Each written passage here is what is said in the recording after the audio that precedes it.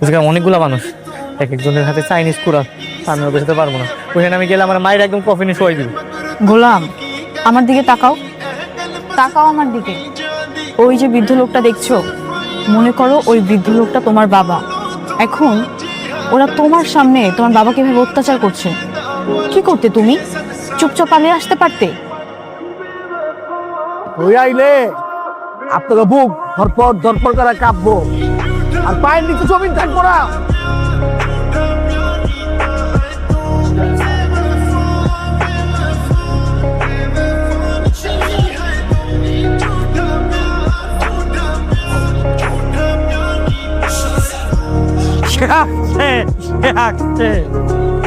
আমরা সে আসবো, সে আসছে।